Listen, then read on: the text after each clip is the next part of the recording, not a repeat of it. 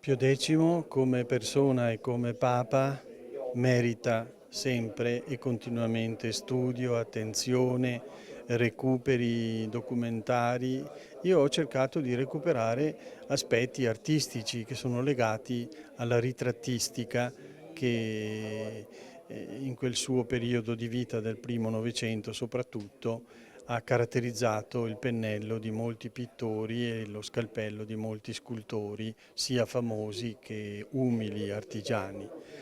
E tutti ritraevano il volto di Pio X, non solo perché il ritratto lo comporta, ma proprio perché il volto di Pio X, con i suoi lineamenti anche fisici, esprimeva il suo cuore. Esprimeva la sua fede, esprimeva il suo desiderio di andare incontro agli altri, di farsi carico delle sofferenze, delle angustie e anche delle povertà degli altri. Per cui il volto di Pio X parla anche della sua carità. Vorrei quasi dire che è soprattutto la carità a parlare nel volto di Pio X, nei suoi occhi che poi erano azzurri ma pazienti, benevoli verso l'interlocutore, che sosteneva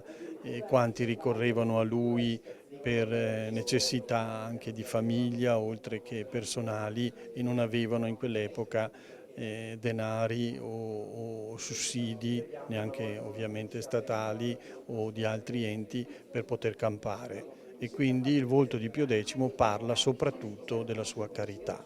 Io sono stato molto onorato di aver ricevuto questo invito dal Presidente del Consiglio regionale, dottor Ciambetti, e dal Segretario generale, dottor Valente, che hanno apprezzato in questa mia fatica il fatto che emerga un pontefice dai suoi ritratti che è tipicamente veneto, è un pastore veneto, è possiamo dire un prete veneto rimasto tale fino alla morte, con la sua bonomia, con la sua benevolenza verso le persone, con il suo anche umorismo, perché tante volte Pio X